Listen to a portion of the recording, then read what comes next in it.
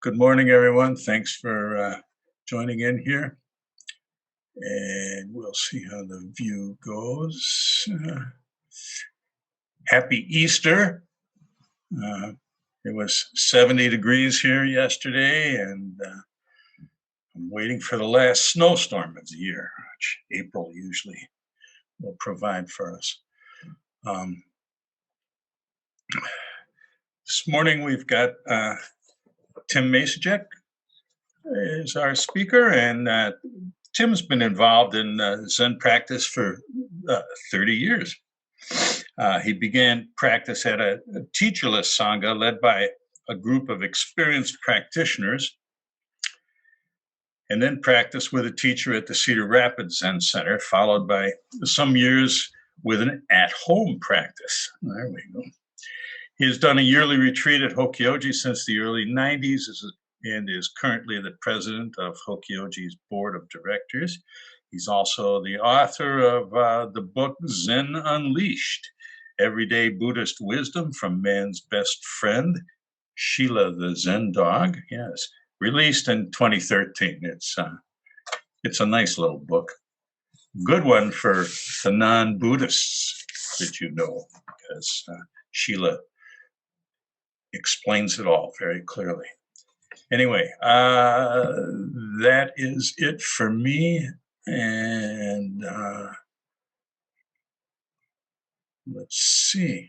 I will turn it over to ask to unmute. I think I unmuted you. Yep, I'm unmuted. There you go. And yeah, we're recording. All right. I think we're ready to go here. Thank you, Carl. You're welcome. So my talk today, I'm kind of stealing a little bit from a talk that Shohako Okamura gave sometime in the 90s.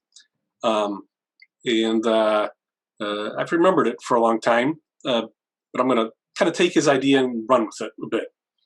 But what he said during that talk was that he talked about world globes, and that when you place a globe and you try and put it on a two-dimensional surface like a map, there's always some sort of distortion.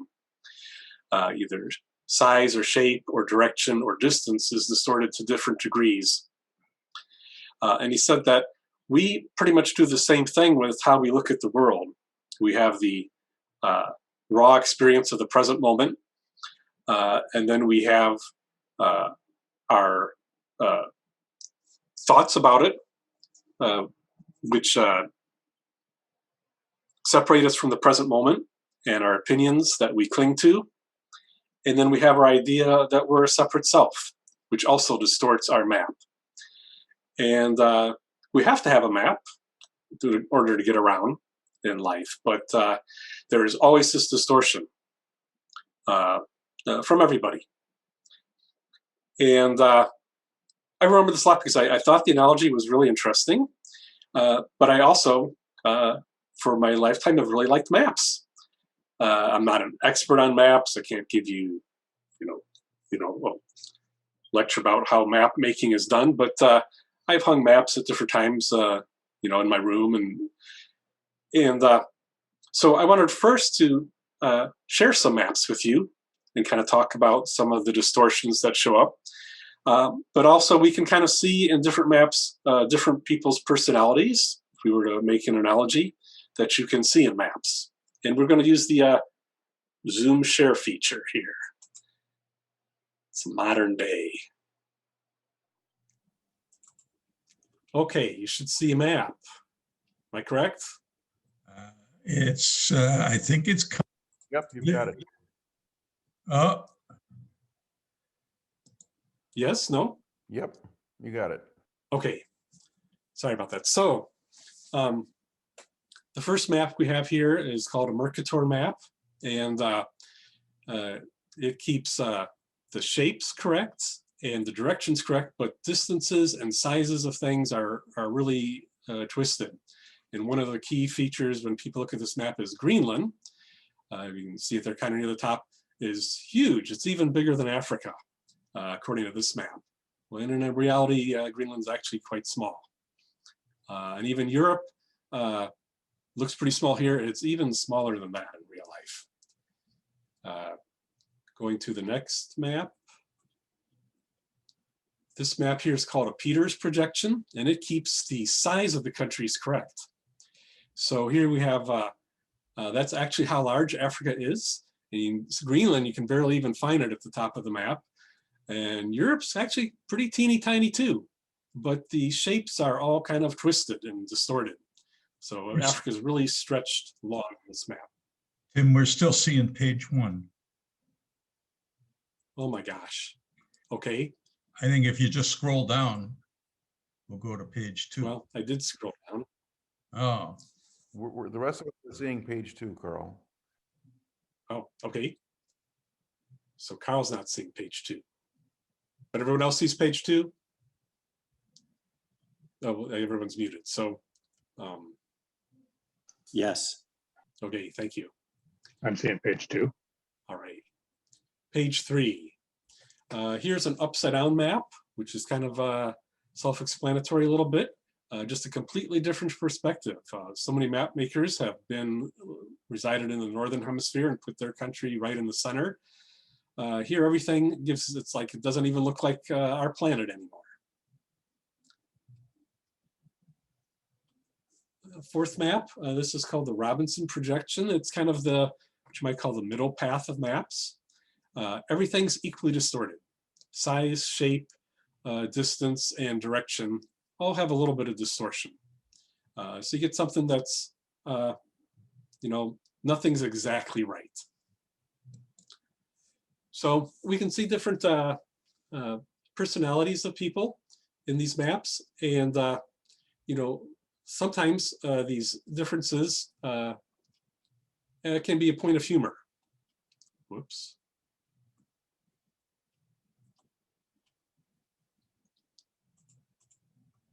So here we are, page 6.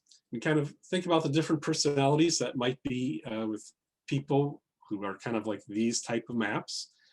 And what might be the point of humor here? Well, these two people, let's pretend that they're married. That kind of, like, how do they even meet? And how do they get along? But somehow they've been married for many years. Before I move on from this one, I'll just point out rather quickly that one at the top, somehow the cartographer got the world into a shape of a butterfly. How cool is that? So this next set of maps, page 7 here, these are my two granddaughters, Kelly and Morgan. Kelly is there at the top, Morgan is there at the bottom. And I'm going to talk about them just for a little bit here because that's what grandparents do. They talk about their grandkids. So Kelly, you can see lots of things seem very accurate here, but when it comes to direction, it's kind of like whatever. Sometimes north is slanting up to the right, sometimes it's slanting up to the left. It's kind of like whatever when it comes to direction. And she's got that aspect of her personality too. There's a time when we were over at their place and laundry had been done, and she brought her laundry into her room and just threw it on the floor. And Teresa said, "Why don't you put that in your dresser drawers?" And she's like, "This is just much faster. In the morning, I can just grab something." And then Teresa asked the very natural follow-up question, which was, she observed that the dirty clothes were also on the floor. And she's like, "Okay, so there's like dirty clothes on the floor, clean clothes on the floor." She's like, "So how do you tell the difference between the dirty clothes and the clean clothes?" And Callie said, "I sniff them." So that's Callie. Morgan on the bottom, you see lots of straight lines. She's very organized. She doesn't throw her clothes on the floor. In fact, not only does she put them in her dresser drawers, but she organizes them by color. Kind of a definitive story about her. For many years, we had an Easter egg hunt here at the house, and often there would be slips of paper and these plastic Easter eggs that we would hide out in the yard that would have a number for a prize to pick. But one year we did instead bingo balls, and we operated it like a lottery. And there was 40 or 50 prizes, and when your bingo ball was called out, you would go and pick from one of the prizes. And Morgan had looked through the prizes ahead of time, and when her bingo ball was called, she went to her most prized thing out of everything there. It was a travel toothbrush holder. One of those little plastic cases that you can put your toothbrush in. And her mom told us afterwards she was really stressing. She was really stressing because she was so worried someone else was going to pick that travel toothbrush holder ahead of her. So these two are sisters, and you might be surprised, but they get along really, really well. First, Callie loves this relationship. What she would do when they were at our house, and at some point their parents were going to come pick us up, and they're supposed to be getting ready, but Callie discovered that if she kept watching TV long enough, Morgan would pack everything for her. So she loved this. And Morgan said this type of thing calmed her down. And of course, she would get frustrated with Callie, but angry at Callie. I don't know that Morgan has an angry bone in her body, not that I've ever seen. So these two get along, and so there's not only humor in their relationship, in their differences, but we might even say joy. That a lot of times the differences in people we celebrate, and there's the saying, if everyone was the same, the world would be so boring. So we celebrate these differences. So I'm going to move here to page 5. So sometimes there's humor in our interactions with people based on their different maps. Sometimes there can be anger. And so we look at page 5, these 4 different maps. We can kind of see politics in this country. And before I say anything more about politics, let me just say I'm not going to mention any particular politician's name, any particular philosophy of politics, any particular groups involved with politics.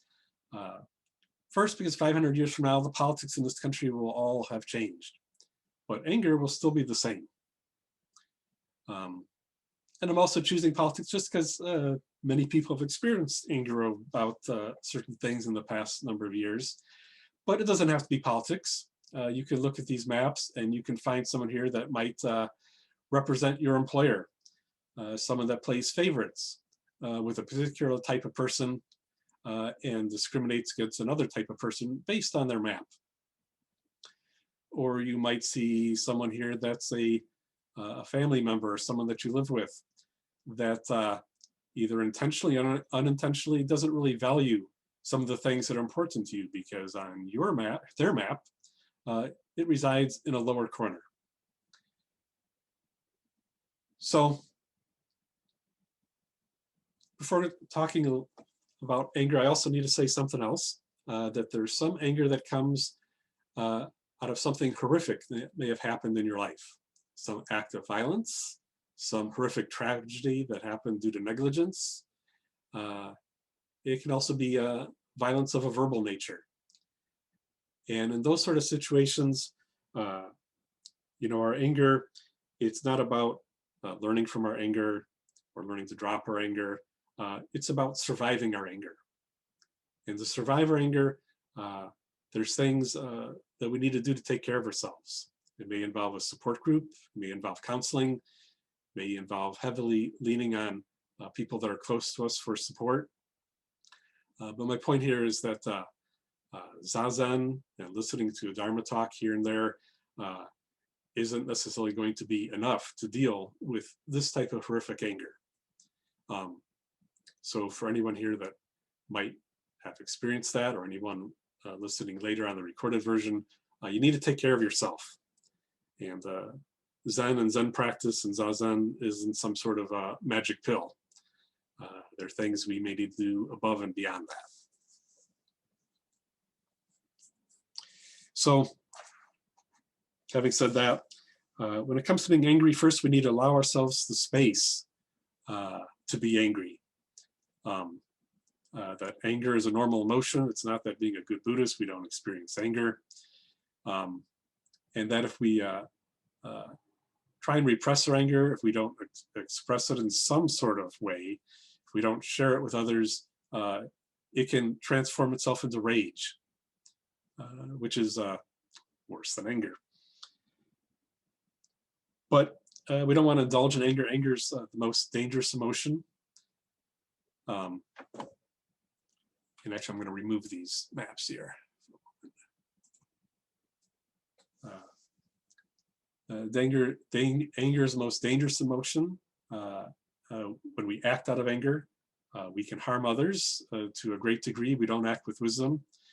And anger can also trap ourselves. And there's a couple ways we can get stuck in anger sometimes that we kind of manufacture ourselves. One of them is we start saying the phrase, "I have a right to be angry."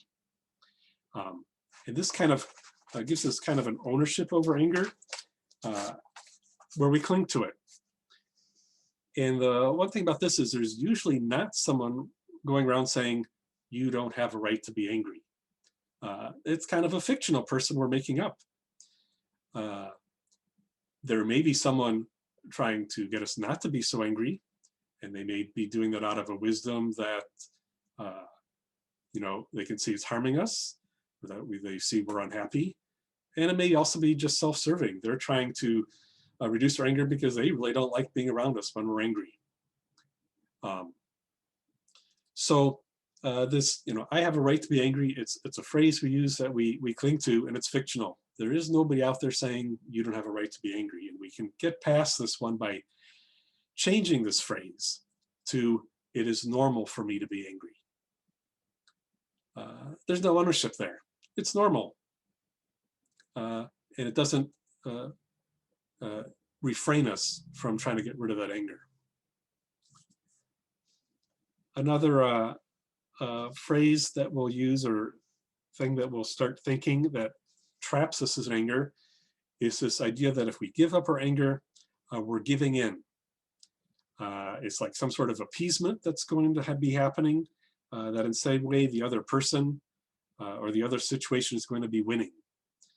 And this is also fiction, that we can let go of our anger and still try and change things for the better. That no one's winning if we let go of our anger. In fact, we're winning because we can act better, we can act smarter. So, when it comes to social activism,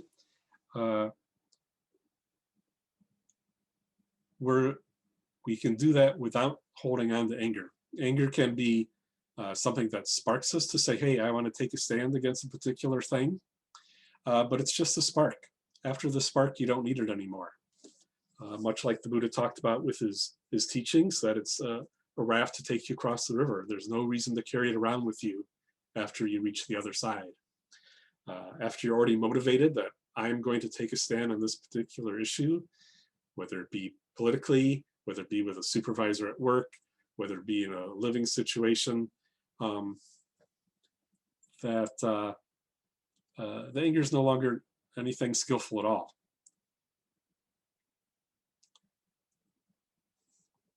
Anger can also, as a temporary thing, show us where we are stuck. Charlotte Joko Beck says that our interpersonal relationships are second only to Zazen, and showing where we're stuck and what we're holding on to. So we can also, when we're angry, when we bump head with someone else's map that's different than ours, we can take a moment to reflect on what that's showing about ourselves. The last thing to say about anger is that one way out of anger is to transform it into sadness. They're very closely related. You could say they're like cousins. But sadness, we don't usually cause harm when we're acting out of sadness.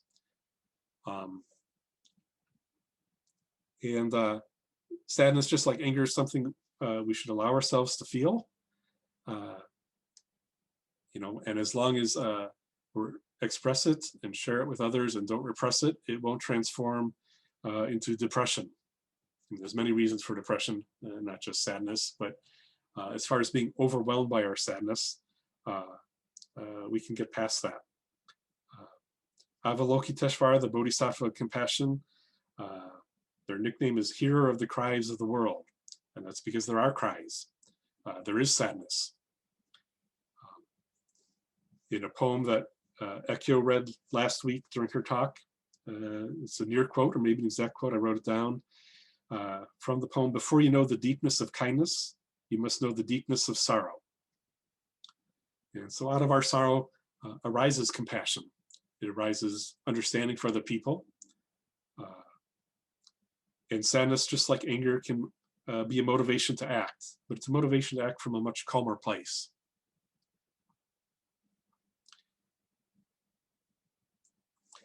But I'll say also, sadness isn't a whole lot of fun. I would much rather be in a place of equanimity. So Buddhist equanimity, how do we get there when we're bumping heads with people whose maps are different than ours?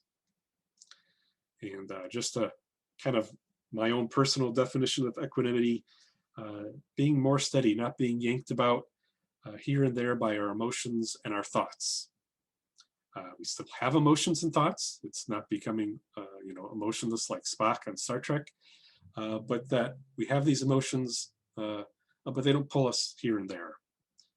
We're not quite as much at their mercy. So one way to develop equanimity in our practice is to maximize flexibility in moving between the maps. The third patriarch of Zen, Kanshi Sosan, said, "Do not seek the truth, only seek to cherish opinions." Sometimes this is translated, "Do not seek happiness, only seek to cherish opinions." Either way, don't cling to what you think is your map. It's a fiction anyway. You don't really have a map. There's just a certain set of values and beliefs we kind of identify with, and a certain way of going about our day we feel comfortable with. But what is most skillful is to move from to whatever map is best at that moment. In the map world, that Mercator map, the one with the very large Greenland, to me, it's an ugly map. Out of all the maps I've shown you today, that's one I would never hang on my wall. But if I was going to sail a ship, that's the map I would use. That's why that map became popular, because the shapes are correct and the directions are correct. And so you can sail a ship with that map. Share screen again here.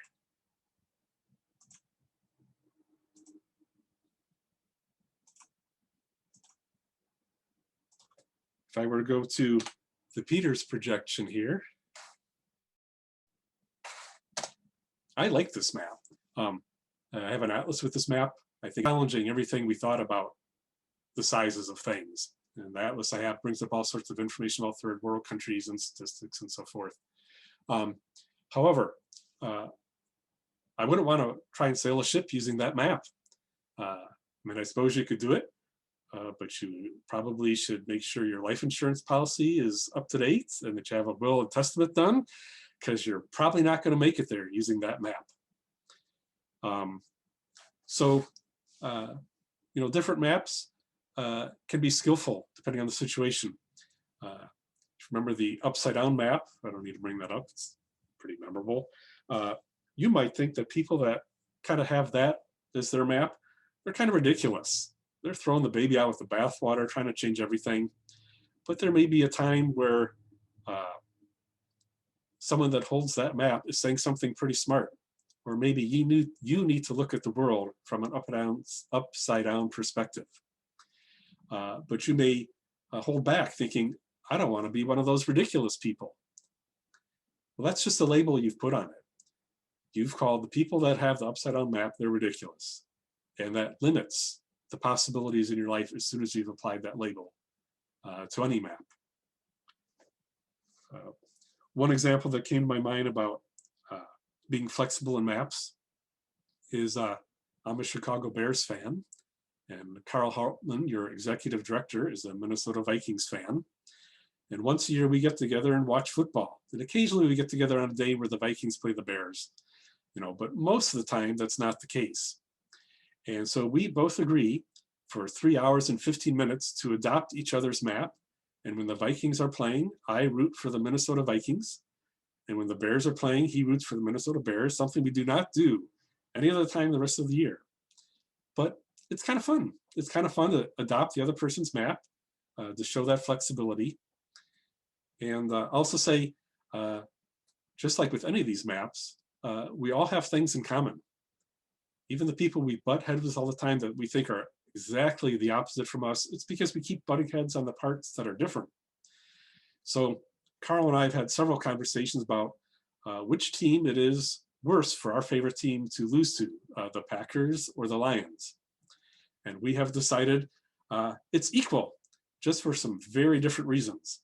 But we have this in common. To be flexible in our maps is one way we can develop equanimity. Also important when interacting with someone who has a different map than ours is to be really mindful of right speech. Sometimes I think when it comes to politics, the number one reason there's such stress and anger is because right speech is not being practiced. You go on Facebook and sentence starts out, you people, blah, blah, blah. Any sentence that starts out, you people, automatically you get angry. It's ridiculous. And there's really very little effort on social media to practice right speech or really understanding that it's a value. And there's other reasons. We can be afraid of what particular political policy is going to bring about.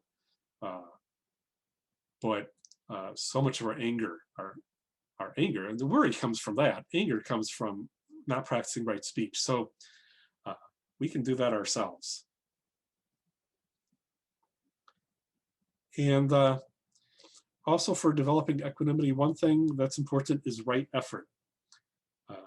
Part of an eightfold path, where the Buddha talked about developing positive mind states and avoiding or dispelling negative mind states. And that's kind of a full topic in itself. But I wanted to finish here by telling a story that I'm going to steal from Sylvia Boorstein's book, It's Easier Than You Think. At least I'm going to adopt your story. I kind of make stories my own, but it's a story that I think really demonstrates well how important our mind state is when we meet someone with a different map than ours. And perhaps will inspire you to remember and keep that as a value. So, and one last map. And page 8.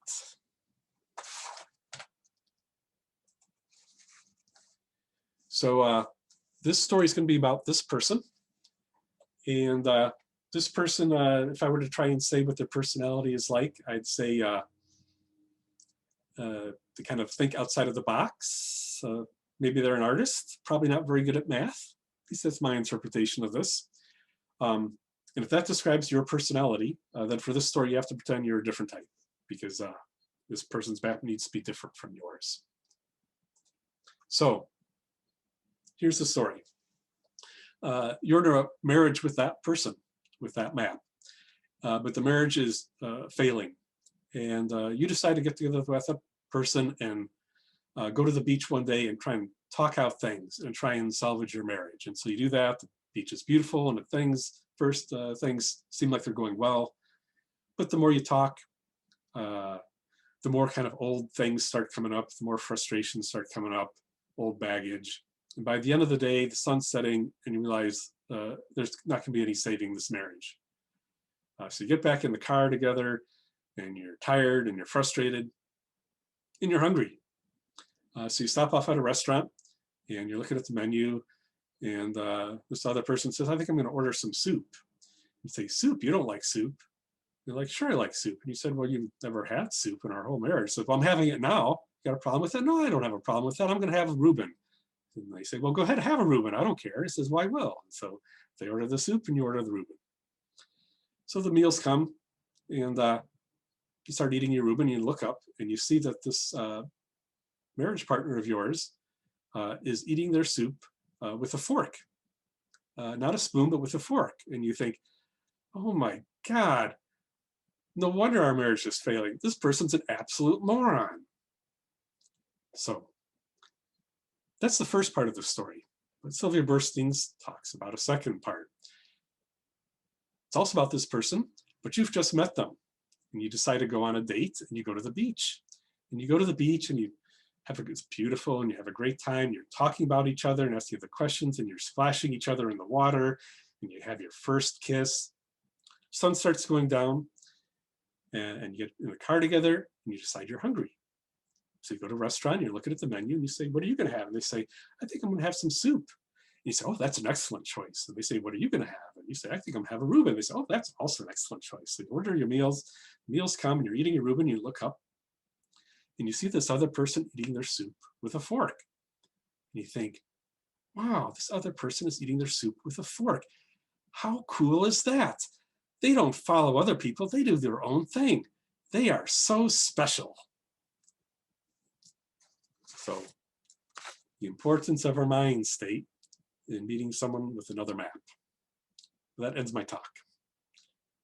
So take any questions or comments or things you wish to add.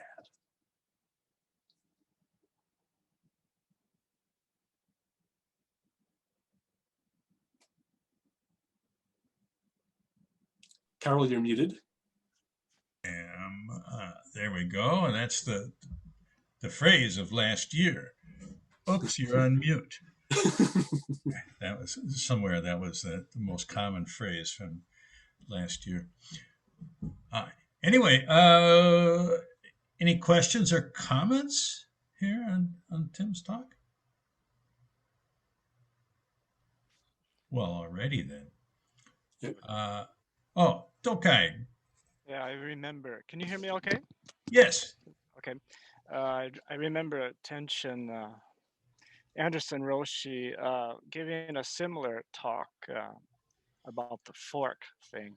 He was saying if you're with your wife and she takes driving a car and she takes a strange route back home, you say, why are you driving? Why are you doing this? Why are you taking the long way around? And then he says, but if you're with like your Zen student or someone, a Zen teacher or somebody who takes like the same route, he says, oh, this is an interesting route to take. So, I remember that story. I also remember a picture of, I think it was intended also as a cartoon, but there was a map of the United States drawn by a New Yorker. I'm not to say anything against native New Yorkers in our group, but they had New York about this big on the map. And then they had Chicago, about this big. They had Los Angeles about the same size. And they had the Midwest about this big, the whole Midwest. So it was, when I saw it, I thought, oh, that's interesting. But I have to admit, it just was a little, annoying too at the time. But anyway, I thought drawing maps of the world was an interesting metaphor for examining our minds. So thank you. I'm finished.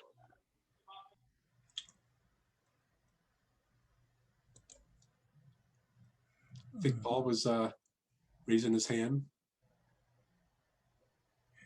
Oh, there we go. Okay. There. Yeah, I'm taking part of the reason I've always loved Zen in this tradition is because, and we've talked about this before, because it's basically the study of human psychology.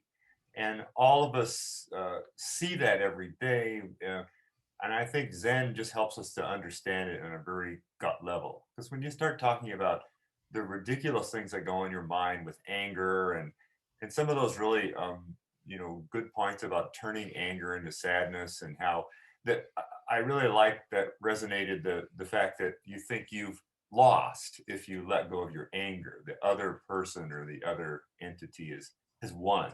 And that's just so ridiculous, but it's just so kind of automatic for us to do that. But I really love the fact that we're and on one level we're studying human psychology and have been for all the time we've thought about this, and you know, it's fascinating. It gets back to you have to know yourself before you can forget yourself, and this is all about knowing what your emotions and what your brain is really telling you. But thank you for a great talk. Thank you.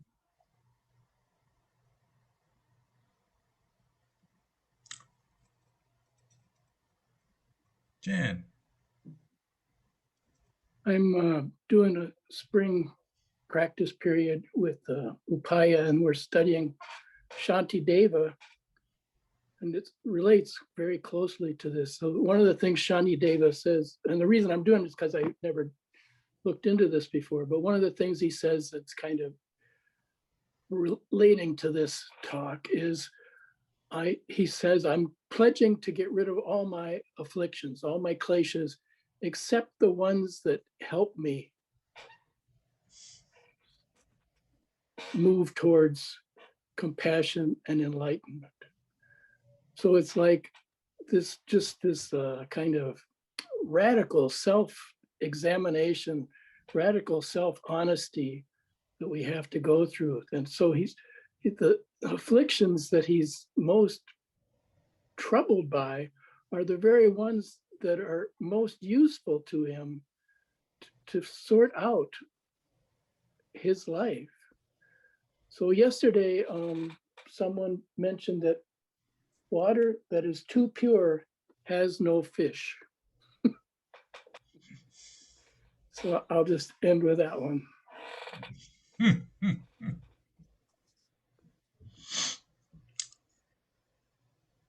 Anyone else? Henry, you got to unmute yourself. I don't know if I can do it here. You're still muted, Henry. You gotta unmute yourself, Henry. Yeah, we need you to click on the little microphone icon, the little red icon. All right. I guess Henry will pass. Anyone else? I'm gonna. Sure, Mary, go ahead. Hi, I thank you, Tim, for your talk. I really appreciate it today, and you know, anger is really it's something I experience. I'm by nature a reactionary person. I'm an emotional person. I'm reactive, and by tendency, by personality. And right now I'm in it's a through Common Ground. It's a truth and justice vigil. Maybe some of you are there too. I don't know, but it's on Tuesday evenings now through Common Ground in Minneapolis or St. Paul. I'm not sure where they're located. And the vigil is its purpose is to be dealing with the George Floyd trial as it's going on. And so there, you know, people of all colors there, all backgrounds, and there's a sangha that's present to be dealing with the George Floyd trial as it's going on. And it's been very helpful for me. But what one of the tenets, the first tenet that was asked by the presenter at the beginning of the vigil last week was for everyone to hold do not kill. that really simple but shocking,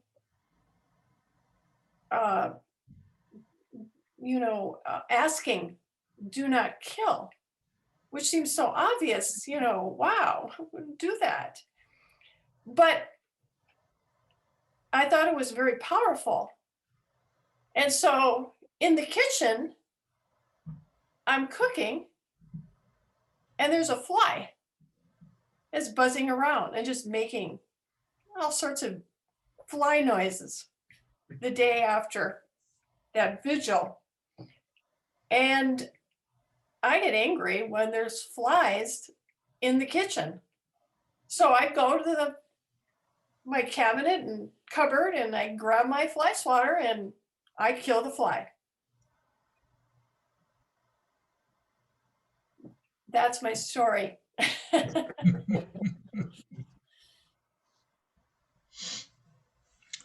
Thanks, Mary.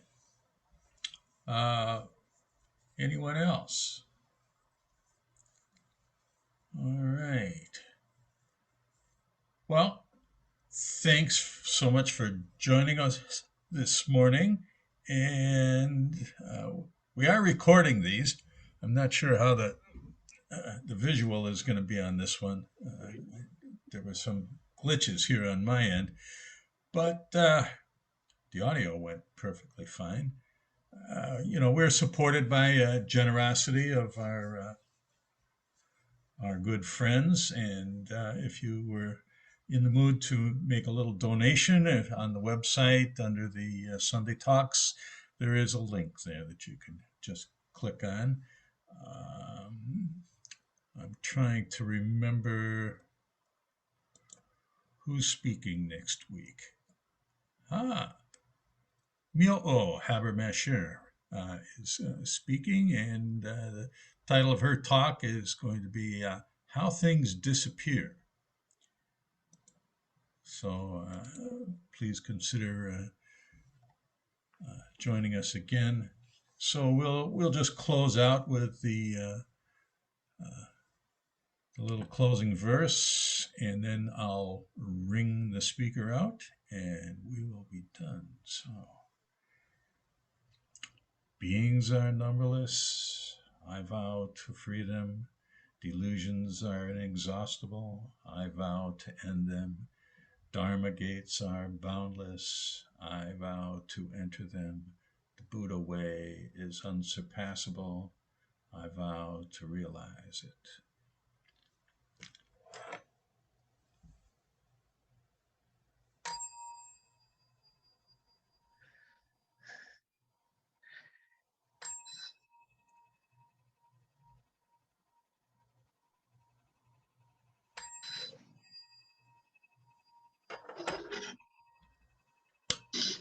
Good morning.